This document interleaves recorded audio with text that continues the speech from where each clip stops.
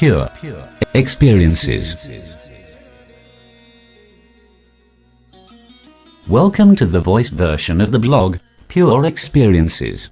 You are listening to the article, Obstacles and Their Cures, Part 1, published on the 1st of February, 2017 by Tarun Pradhaan. Published on pureexperiences.blogspot.com. Narrated by Charlie Jacob. Obstacles and Their Cures, Part 1. We have studied in much detail what can go wrong when you start on a path or even before that. All those pitfalls and traps that trap you even before you start your journey were discussed. To summarize, these are absence of a path itself, afflictions of the mind, afflictions of the ego, solidified beliefs and conditioning, physical limitations of the body, absence of a good teacher, lack of certain qualities in the student, resistance, lack of effort, or lost opportunities. If you expand this list, it can fill up pages. Somewhat disheartening, I might say. But then I've said many times, this path is not for weaklings. It's not like walking on a carpet showered with petals. The deeper the ignorance, the more the obstacles. The good news is, once you start jumping past hurdles, it becomes easier and easier to overcome them. You pick up speed exponentially, and if you stick to it, it shouldn't take a very long time. There is a learning curve of sorts that makes everything seem impossible at first. There is an entry barrier for people, and only those who are seeker material are allowed past it. Once you get past the hurdles and fall into a few pits, you start getting the knack of it. You learn the art of not falling and of picking up yourself as soon as you fall. In this article, we will discuss the petty stuff that is thrown at a seeker when he has already overcome most of the above-mentioned hurdles. I call it petty because once you start on a path, there is hardly anything that can stop you. You've tasted blood. Now grass won't satisfy you. Well, that was another dark metaphor there, but it's true. A seeker is a brutal chap. It's very hard to stop him. At most, obstacles can only delay him. However, don't assume that since they are petty, that they are harmless. Some of them can keep you glued to one spot for many decades. But nothing to worry. That happens only if you do nothing about them. It should be obvious by now that the biggest obstacle is nothing but yourself. To be precise, your parts, mind and ego. And their vehicle, your body. Even if you think other people and external situations are responsible for your slow speed, it's still you. That's why the path is about you and only you, nothing else. You are the obstacle, and you are the cure. Cultivation does not involve hard physical or mental labor. Else, you would have finished everything by now. It mostly involves sitting for many hours, contemplation and introspection, staying in absorption in self or samadhi, renouncing unnecessary stuff and activities, remaining silent, staying alone and sitting with masters in satsangs, listening to the same old stuff, or reading boring fat books. It is precisely not doing anything. Non-doing is the essence of it all. Why did I put it in such negative terms? Isn't it actually good? Sure it is. It is negative from the point of view of the mind and ego. They hate such lifestyle, where there's nothing exciting, nothing to do, nothing to achieve. They like activity, success, achievements, romance, excitement, show off and whatnot. And so they create obstacles of 1,000 kinds to have their way. But how is it that a seeker is able to handle it?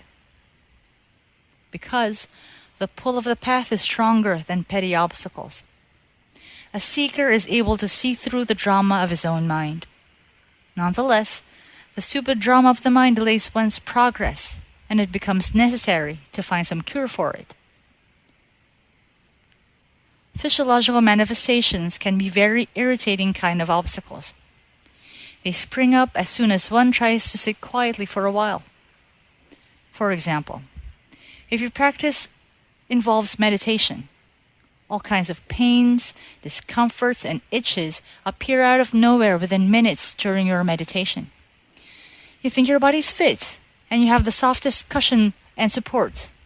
But you feel tired, legs and back pains as if you were crushing stones all day, and itches that you must scratch arise everywhere all of a sudden. You must have noted that these do not happen when you sit down to watch a movie straight for 2 or more hours. But sit for meditation for 10 minutes, and you feel like you're dying from something that is disintegrating your body. Often, these obstacles are the first kind a newbie meditator encounters. What are these? The latent habitual programs that are deprived of the usual sensations from the body. An ordinary person is never so quiet. Sitting quietly in a room with blank walls and absolutely no noise makes the usual sensory torrents vanish. The mind sends out all kinds of signals to find out what's going on with the body. Why is it so silent? Where has it suddenly disappeared? It wants to know. Initially, it's like an urge to move, to look around. But if you persist, it gets stronger and stronger till you do what it wants you to do. And as soon as you move, stretch your legs and scratch that annoying itch on your nose, it all goes quiet. It's not that the mind is some demon who knows what you're doing and sends out his minions to set you straight. It's just a natural occurrence. But anyhow, it ruins your meditation. What is the cure? Be gentle. Don't force it. Initially, do as it says, provided with the needed feedback by moving, relieving the pains, scratching or touching the body to comfort it. Tell it everything is fine. Once it quietens, go back to the meditation or contemplation, or whatever is your practice. The distractions appear soon, and you repeat the action again. Every time you resist it for a bit longer, ignore it more and more, and you will find that in a few days or weeks, all such painful sensations vanish on their own. Sounds easy. But for those who are on the path of energetic manipulations, such as Hatha or Kundalini, they will find it nightmarish. Symptoms will appear that look like deadly diseases. Pain will be intolerable. It will be 24/7, not a mere itch on the nose. The nervous system will become oversensitive. Sleeping, digestion, and eating will be a torture. Sensitivities to food, drinks, and certain people arise and are painful. Some seekers leave the path at this point. Some persevere. A good and experienced teacher is a must for support, because there is no cure for it. The only way is to surrender and wait till it ends. It'll end sooner or later. Either you progress past it or drop it there and pursue a gentler path. Anyhow, if your practice involves the above, I hope you know what you're doing. I have no tricks to help you.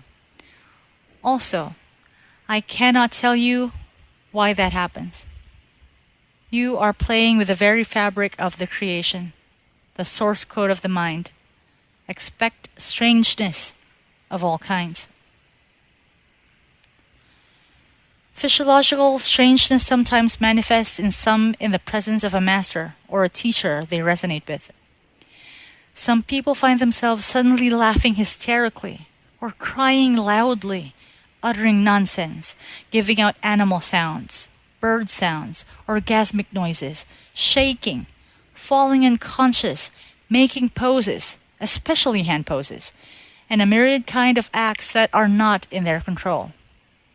If it's in a gathering and you are new and unaffected, It'll freak you out. Knowing about this helps to maintain your calm. You may find that the whole crowd looks like overtaken by an evil force that is making them behave like zombies. Nothing to worry. It's normal. You'll get used to it soon. Some people are unaffected. They do not have any hidden blockages to be released. Some think this is not happening to them, which means they are not yet ready or not worthy. This is not correct. Manifestations are not a sign of worthiness or greatness of some kind, although it is true that manifestations generally mean that the practice is working well. Are those gurus and masters magicians? What happens to a practitioner is not dependent on the teacher, only on his teachings or words. The latter trigger hidden areas of the mind since the truth is heard, and hidden beliefs and conditioning get the shock of their life. The sounds you hear are the sounds of fossilized, deep-seated structures shattering. First thing to keep in mind is not to freak out. You are not possessed by a demon. It's only your own mind. Be present, aware, and let it all happen. Suppressing, killing it with drugs, or avoidance of the teachings or practice will only delay it and prolong that funny stage. Like everything else, it comes and goes. Similarly, it's wise to not get attached to such mudras and inflate your ego by assuming that you have become a holy person. You're just cleaning the trash. Nothing too great about it. Next is the monkey mind. It is the highly agitated state of the mind. It happens just when you are all set to go deeper in meditation, or it can happen all day.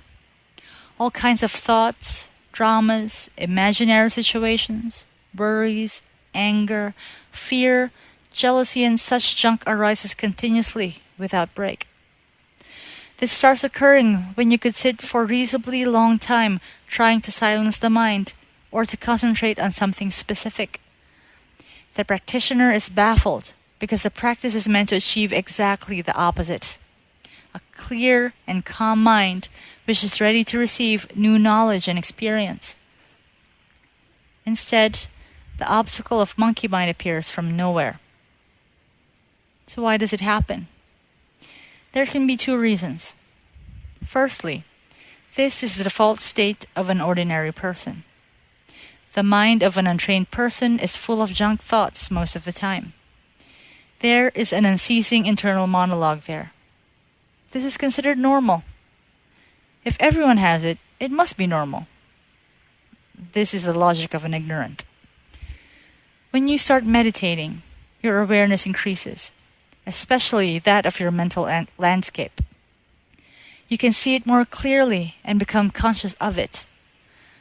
Stuff that you were unaware of surfaces, and obviously, you do not like what you see. It soon becomes painful, bothersome, and irritating.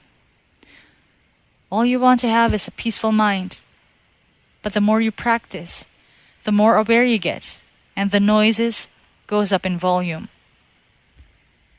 Secondly, mental silence that you are practicing is like death from the perspective of the mind and ego, and they resist their death in a rather violent way. You will notice that the thoughts are related to mostly survival issues. Someone insulted you. Someone has more shiny stuff than you have. Someone is after your life and hoardings. You absolutely need new stuff and must make more money. The mind will recklessly present its agenda to get everything under its control again. So what's the cure? Again, be gentle and listen. Do not suppress forcefully. If the actions are harmless, like the mind brings up an alarm every 2 minutes that you have run out of food, or the house is not clean enough for guests who are arriving the next day, go ahead and complete those tasks. Come back and sit down to meditate again. You may find that the noise is less now, or at least for a few minutes before the mind starts nagging about something else. If the action involves killing someone or insulting your boss, I suggest not to do it for the sake of meditation. unless you are happy to meditate in jail or on a footpath. It is very important that you become fully aware of this condition of the mind. I've mentioned in much detail in past articles on afflictions of the mind about the tricks to cure a monkey mind, so check them out. In short, the light of awareness kills the random automatic thoughts, and since you are aware of your mental processes, you can catch a thought even before it starts surfacing and starts formulating a long train of thoughts about the same old nonsense. Here, you get a chance to exercise your will and choose to terminate that seed thought. With practice, you will find that the chaos of thoughts quietens down. It may never become totally silent, but that is not necessary. It is enough that the barrage of useless thoughts stops. Useful thoughts can continue and can be seen as just clouds passing in a clear day. You don't want to end up brain dead while trying to cure overthinking. Next is sexual urges. They arise as companions to mental chatter or just when the monkey mind starts behaving a bit as you please. This is like a nuclear weapon for the mind. It never fails to kill your meditation. Sometimes your whole practice and path is blown to dust. This is the most effective distraction your mind knows that is sure to work, and hence it is brought it often. I really don't know how it works for women, but for men, their whole life becomes a big mess of sexual thoughts, fantasies, acts, and desires. Your libido will go up extremely high suddenly. You will be flooded with emotions. You will feel not loved. Solitude suddenly becomes loneliness. Even the most ugly and fat person you see turns you on. A thumbnail-sized picture of a naked body is enough to stimulate you. Fantasies become lifelike. All old ex-partners you hated bitterly seem like lovable again. You start searching for their numbers. You feel most confident, and the mirror tells you that you are the Casanova. Why does that happen? If you're a seeker, a good one that is, your practice is bearing some fruit. You are more calm and happy, have reduced your needs to a minimum, and feel secure and assured. Hopefully, your health is also improved because you clearly see the toxic food as junk and avoid it. There is peace, leisure, and happiness. All these are hints for the ego that it's time to procreate. Millions of years of knowledge and experience tells it that this is the optimum time for offspring to arrive, as their chances of survival are best now. It's the mating season from the point of view of the ego. So the primitive programs fire up and start generating needed impulses to kick the body into procreation mode. The body responds by producing necessary hormones and the garden variety of sticky stuff inside it and prepares for mating. You may find an influx of emotions of love and friendship. The heart opens up. And you even approach strangers with a lot of affection. In time, meditation and philosophy becomes your last priority. Another reason might be a deliberate trick of the mind. By hidden trial and past experience, it has learned that you get mostly easily distracted by a sexual urge than anything else. It's cheap, instant, and effective, so it brings it up. Usually, boredom precedes such urges, and pleasure is then offered as a solution. Wonderful, twisted, and effective manipulation that can cause even a politician die from shame. So many fall for it. What does the mind get from all this? It sustains itself. It overcomes the fear of destruction of itself. And there are many more reasons, inertia being one of them. Mind has evolved in such strategies since its inception and is very effective in employing them. Of course, it's ignorance in action, and therefore, there is a cure. So how to cure it? I know of 3 ways. There can be more. First is celibacy. Suppress it by power of will or by effort or practice.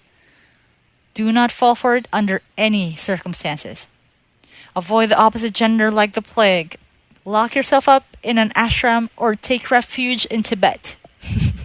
You are going against nature here, but chances are that you may get past it if this is a short phase. There is a risk that it will get buried very deep in the mind and will distort your stored structures in unpredictable ways, causing unpredictable behaviors that may look like psychosis. Other risk is that it will all erupt again later in life, when the willpower and intelligence is weakened by age, and will make you act in undignified ways, sometimes causing headlines in newspapers. Choose it only if you must. The second way is satiation. Find a partner. Marry, if that's what your society and culture demands, and continue your practice. Satiation will wear out sexual and related desires very quickly. It will cease to appeal or distract and even become repulsive. Ask any married man. However, there is no free lunch. There are always consequences. Now you have an additional responsibility of a relationship and probably of children. If you're lucky, it'll mean just few more hours of donkey work per day. If not, it will retard your progress more than the obstacle itself. So choose wisely. The third trick, by now familiar, state of being intensely aware of it all. Just be aware of the drama being played in front of you, as an external observer, not acting on any actions it suggests. Be very curious, like a scientist observing the data coming out of his instruments. Do not identify with it. It's not you. It's just machinery of the mind, mental processes and programs. Mind is your instrument. That's all it is. It provides you with this human experience.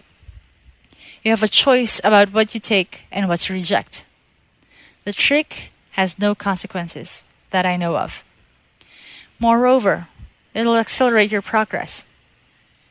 If you remember the article on opportunities, this obstacle is one such opportunity. It can be used as a slingshot. Of course, if you're a newbie seeker, you will gain the capability of employing this third trick only after you fall in the trap of sexual urges many times. We will continue the discussion on obstacles in the next part of this article.